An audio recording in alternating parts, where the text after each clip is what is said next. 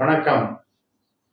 அன்பார்ந்த குரு ஜோதிடம் நேயர்களுக்கு நம்ம பல ஆண்டுகளாக ஜோதிடத்தில் டிகிரி சுத்தமாக பார்க்கறத நீங்கள் பயன்படுத்தி வர்றீங்க. நிறைய பேர் அதில் உங்களுடைய ரெஸ்பான்ஸை தெரிவிக்கிறீங்க. அதில் உங்களுக்கு ஒரு நல்ல பாசிட்டிவ் எனர்ஜி கிடைக்கிறதையும் பகிர்ந்துக்கிறீங்க.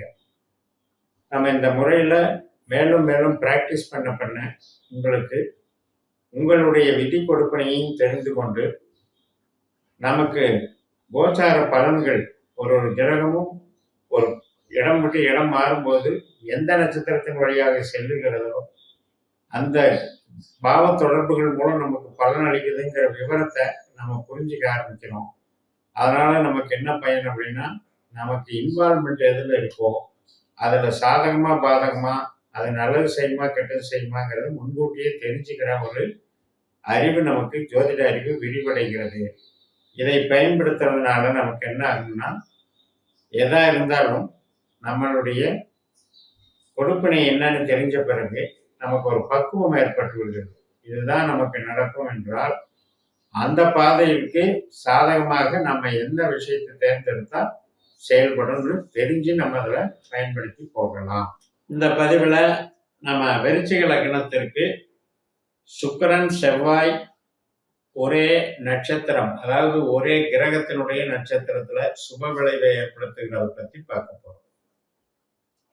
சுக்கிரன் இருக்கிற இடத்துக்கும் செவ்வாய் இருக்கிற இடத்துக்கும் தான் சுப விளைவு. ஆனா நமக்கு நம்ம லக்னாதிபதி 8ல இருக்கார் செவ்வாய்.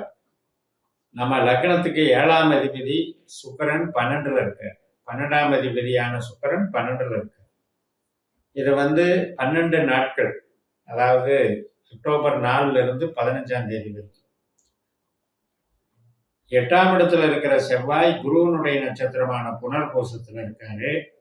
12ஆம் இடத்துல இருக்கிற சுக்கிரன் குருவனுடைய நட்சத்திரமான விசாக நட்சத்திரத்துல இருக்காரு.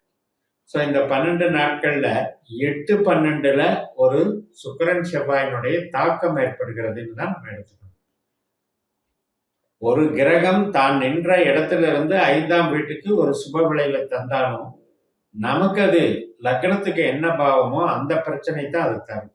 அதனால 8ஆம் இடம் 12ஆம் இடம் நமக்கு ஆகாத ஸ்தானம், கெட்ட பாவங்கள். அப்ப விருச்சிக லக்னத்துக்கு இந்த 12 நாட்கள் எச்சரிக்கை தான் பதிவு செய்யும்.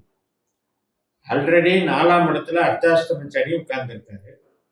இப்ப 8ஆம் இடத்துல செவ்வாய் இருந்து 12ஆம் இடத்துல சுக்கிரன் இருந்தா 4, 8, 12ல 3 விதமான கிரகம் இருக்கு. இப்ப சனியினுடைய தாக்கம் எந்த மாதிரி இருக்கு? ஒரு உற்பத்தி சார்ந்த துறையில இருக்கவங்களுக்கு அதிகமான ஒர்க்லோடு அனுபவிக்கிறதாகவும், வீடு கட்டிட்டு இருக்கிறவங்க அதுல தாமதமாக செயல்பாடுகள் நடந்துட்டு இருக்கிறது, வேகமா நடக்க மாட்டேங்குதுங்கிற ஒரு ஸ்ட்ரெஸ்ல இருக்கிறதாகவும், உறவுகள் சம்பந்தப்பட்ட கலகம் குழப்பத்துல தாயார் சம்பந்தப்பட்ட உடல்நிலையிலும் கொஞ்சம் சஞ்சலங்களை ஏற்படுத்துறதாகவும் இருந்துட்டு, அதே மாதிரி குழந்தைகள் வழி நமக்கு மனசஞ்சலங்கள் அப்படிங்கிறத சனி கொடுக்குறாங்க. செவ்வாய் ஒரு எதிர்பாராத சில செயல்பாடுகள், ஒரு துக்க செய்தி வந்தாலும் அது அசம்பாவிதம் தான். அல்லது நம்ம சின்ன சின்ன காயம் பட்டுக்கிறது, விபத்து ஏற்படுறதும் அசம்பாவிதம் தான். ஸோ 8ஆம் இடத்துல விபத்துக்காரகனான செவ்வாய் இருக்கும்போது, அதுவும் நம்ம லக்னாதிபதியா இருக்கிறதுனால இன்னும் கொஞ்சம் எச்சரிக்கையா இருக்கணும். இப்போ குருவோட நட்சத்திரத்துல இருந்து குரு 7ல இருக்கிறதுனால கொஞ்சம் இந்த விபத்துகள்ங்கிறது பாதிப்புங்கிறது பெருசா இருக்காது. அது அந்த விதத்துல இது பண்ண வேண்டியது. ஆனா அதே நேரத்துல சுக்கிரன் 12ல இருக்கிறவரு அவரும் குருவனுடைய நட்சத்திரத்துல இருக்காரு, செவ்வாயும் குருவனுடைய நட்சத்திரத்துல இருக்கு.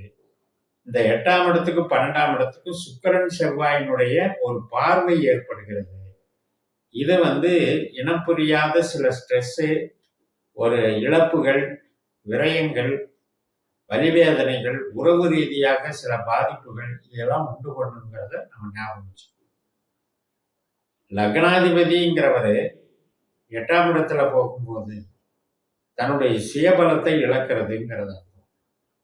ஒரு விஷயத்தை டீல் பண்றதுல நமக்கு பக்குவம் இல்லாம கொஞ்சம் அவசரப்பட்டு ஆத்திரப்பட்டு முன்கோபமா பேசுறது, அதீதமாக நம்ம எமோஷனலா அட்டாச்ட் ஆகி சில பதட்டத்துல சில விஷயங்களை செஞ்சிடுறது, அது வந்து ஒரு வீண்பழிக்கு ஆளாகிற மாதிரி அந்த செயல்பாடுகள் அமைஞ்சிருங்கிறது தான் 8ஆம் இடம். அதே மாதிரிதான் 12ஆம் இடம்ங்கிறது நம்ம கையை விட்டு போறது. நம்ம கையில இருக்கிற பொருள் நஷ்டமாக இருந்தாலும் சரி, உறவுகள் ரீதியாக ஏற்படக்கூடிய பகை உணர்வுகளும் சரி. இப்ப 7ஆம் இடம்ங்கிறது கணவன் மனைவி உறவு. 12ஆம் இடம்ங்கிறது அந்த உறவுக்கு பங்கம் விளைவிக்கக்கூடியது. ஏதோ ஒரு வகையில கணவன் மனைவி உறவுல வந்து அந்த அபிப்பிராய பேதம், பகை உணர்வுகள், ஒரு சந்தேக புத்தி இடம் கொடுக்கறது, தேவையில்லாத மன வருத்தங்களை ஏற்படுத்திட்டு. அப்ப இந்த சுகம் அப்படிங்கிறது ஈர்ப்பு விசைங்கிறது அங்க டிஸ்டர்ப் ஆகி நெகட்டிவா வேலை செய்யுது செவ்வாய் சுக்கிரன். இதே பருவ வயதுல இருக்கிற ஆண் பெண்களுக்கும் இன்னும் கொஞ்சம் எச்சரிக்கையாக இருக்கணும். ஏனென்றால் 8ஆம் இடம் 12ஆம் இடம் என்பது தவறுகள் செய்வதுங்கிறது அர்த்தம். சுக்கிரன் வந்து ஆண்களுக்கு களத்திர காரகன், செவ்வாய் வந்து பெண்களுக்கு களத்திர காரகன்.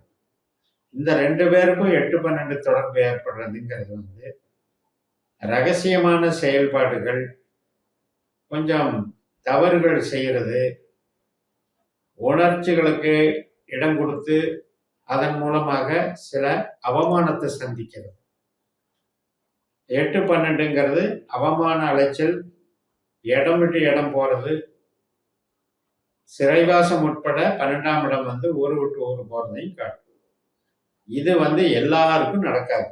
இது வந்து எந்த ஒரு ஜாதகத்துல பருவ வயதுல இருக்கிற ஆண் பெண்கள்ல செவ்வாய் சுக்கிரன் கெட்டு போயிருக்கோ அவங்களுக்கு இந்த காலத்துல இந்த 12 நாட்கள்ல இது மாதிரியான நிகழ்வுகள் நடக்கும். அதுபோக நம்முடைய சிஸ்டத்துல, பாஸ்கர அஸ்ட்ராலஜி சிஸ்டத்துல 12 உபநட்சத்திரங்களை நாம வந்து நம்ம ஜனன ஜாதகத்துல கணிச்சு எடுத்துக்கிட்டோம் அப்படின்னா, அதுல வந்து செவ்வாய் சுக்கிரன் நல்ல பாவங்களுக்கு அதிகாரம் பெற்றிருக்கும் போது இந்த பிரச்சனைகள் நடக்காது. சின்ன சின்ன சலனங்களோட போயிடும். ஆனா கெட்ட பாவங்களுக்கு செவ்வாயோ சுக்கிரனோ அதிகாரம் பெற்றதுனாலதான் இதெல்லாம் நடக்கும். சில பேருக்கு ஞாபக மறதியால பொருளை மிஸ் பண்றது, அதே போல வீட்டுல வந்து தெஃப்ட் ஆகிறது, திருடு போறது. ஸோ 4, 8, 12 சனி செவ்வாய் சுக்கிரன் இருந்தாலும் சனி வந்து இப்போ ராகுனுடைய நட்சத்திரத்துல போயிட்டு இருக்காரு. ஏன்னா குருனுடைய நட்சத்திரம் இருந்தா இந்த 3 கிரகமுமே ஒன்னாயிடும். இப்ப அவர் வந்து வக்கரத்துல போயிட்டு இருக்கனால அவர் ராகு நட்சத்திரத்துக்கு மாறிடுறாரு. ஆனால் செவ்வாய் சுக்கிரன் அப்படிங்கிறது வந்து 12ஆம் இடம் 8ஆம் இடம் வந்து இருக்கிறதுலயே கெட்ட பாவத்துல அதிகமான ஒரு ஸ்ட்ரென்த் கொண்டது. அதனால ஒவ்வொரு விஷயமா அவங்கவுங்களுடைய வயதுக்கு தகுந்த மாதிரி, அவங்கவுங்களுடைய தொழில் நேச்சருக்கு தகுந்த மாதிரி நஷ்டங்களுக்கு எப்படி ப்ரிகாஷனா இருந்துக்கணுங்கிறத பார்த்துக்கணும். அதாவது ஞாபக மறதியால சில பொருட்கள், விலையுயர்ந்த பொருட்களை இழக்கிறதோ, அதே நேரத்துல டென்ஷன் ஆகுறதுனால உறவுகளை பிரிவினை பண்ணி பேசுறதோ, வம்பு வழக்குல மாற்றுறதோ, அல்லது பருவ கிளர்ச்சியினால அசிங்க அவமானம் அடைகிறதோ, இது எல்லா விதத்திலையும் அவங்கவுங்களுடைய ஜாதகத்துல பருவத்துக்கு தகுந்த மாதிரி நடக்கும். அப்ப இத வந்து ஒரு காமன் ஒரு தீமா வச்சுக்கணும். அப்போ இது வந்து ஒரு தியரி.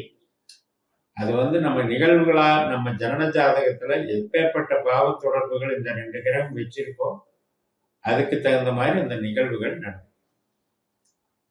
இப்ப செவ்வாய் அப்படின்னா வேலையில எப்படி ஷைன் பண்ணோம்னா, இப்ப நம்ம ஒரு ஆராய்ச்சி சம்பந்தப்பட்ட படிப்பு படிக்கிறவங்களுக்கு ஷைன் பண்ணும், சயின்டிஸ்டா இருக்கவங்களுக்கு நல்லா ஹெல்ப் பண்ணும். 12ஆம் இடம் வந்து ரிசர்ச் ஒர்க், கண்டுபிடிக்கிறது, இன்வென்ஷன். அப்ப அந்த இதுக்கு வந்து இப்ப நூதனமான கருவிகள், இஸ்ரோ மாதிரி ராக்கெட் லான்ச்சிங் மற்றும் நம்ம விமானத்துறை, இதெல்லாம் செவ்வாய்க்கு எலக்ட்ரானிக்ஸ் அண்ட் சுக்கிரன் காம்பினேஷன். அதே நேரத்தில் டெக்ஸ்டைல் இண்டஸ்ட்ரியில நிறைய ஆட்டோமேஷனான மிஷினரிஸும் இதெல்லாம் காம்பினேஷன். இதெல்லாம் ரிசர்ச் மோட்டிவ்ல டெக்னிக்கலா நல்லா தொழிலுக்கு ஆதரவா நல்லா செயல்படும். நமக்கு இதனால பெனிஃபிட்ஸா செயல்படும். 12 என்பது இன்னோவேஷன், புதிதாக கண்டுபிடித்தல். அதே மாதிரி 8ங்கிறது எதிர்பாராத அதிர்ஷ்டத்தையும் வச்சிருக்கு, அமானுஷ்யத்தையும் வச்சிருக்கு. அதனால 8-12 தொடர்புகள்ல நமக்கு எதிர்பாராத சில தொழில் ரீதியான நன்மைகளை எடுத்து சொல்லுது. இந்த 2மே காற்று ராசிகள். அதனால அந்த காற்று சம்பந்தப்பட்ட இண்டஸ்ட்ரி லைன்ல இருக்கவங்களுக்கு, அதுவே ரிசர்ச்ல இருக்கவங்களுக்கெல்லாம் இது புதிய சாதனைகளை உருவாக்கி தரும், புதிய புகழை உருவாக்கும். ஆனா அதே நேரத்துல நம்ம விருச்சிக லக்னத்துக்கு காற்று ராசி என்பது 4, 8, 12 வர்றதுங்கிறது நமக்கு லக்னத்துக்கு அது நல்லதல்ல. தொழிலுக்கு நல்லதுதான், ஆரோக்கியத்துக்கும் உறவுக்கும் நல்லதல்ல. அந்த ஆரோக்கியம், உறவு மேம்படுவதற்கு நம்ம எந்த அளவுல இந்த உறவுகளை மெயின்டைன் பண்ணணுமோ அப்படிங்கிறதுக்கு நாம சிவன் சக்தி வழிபாடுகளை பண்ணிட்டு வரணும். அதாவது சிவன் கோயில் இருக்கிற சிவனும் அம்பாளையும் வழிபட்டுட்டு வரணும். இது ரோகிணி, அஸ்தம், திருவோணம் ஆகிய நட்சத்திரங்கள்ல இந்த வழிபாடுகளை பண்ணிக்கலாம். மற்றபடி இந்த நான் சொன்ன சுக்கிரன் சம்பந்தப்பட்ட பிரச்சனையோ, செவ்வாய் சம்பந்தப்பட்ட பிரச்சனையோ நமக்கு நம்முடைய ஒரு அணுகுமுறையில தர்மத்தை கடைபிடித்தால் இந்த 12 நாட்களை எளிதாக கடந்து விடலாம் என்று கூறி நிறைவு செய்கிறேன். இந்த சேனலை சப்ஸ்கிரைப் பண்ணி ஷேர் பண்ணுங்க. உங்க தனிப்பட்ட ஜாதக பலாபலன்களை என்னுடைய வாட்ஸ்அப் நம்பர்ல தொடர்பு கொண்டு பலன் பெறுங்கள். உங்களிடமிருந்து விடைபெறுகிறேன். உங்கள் ஜெயம். நன்றி, வணக்கம்.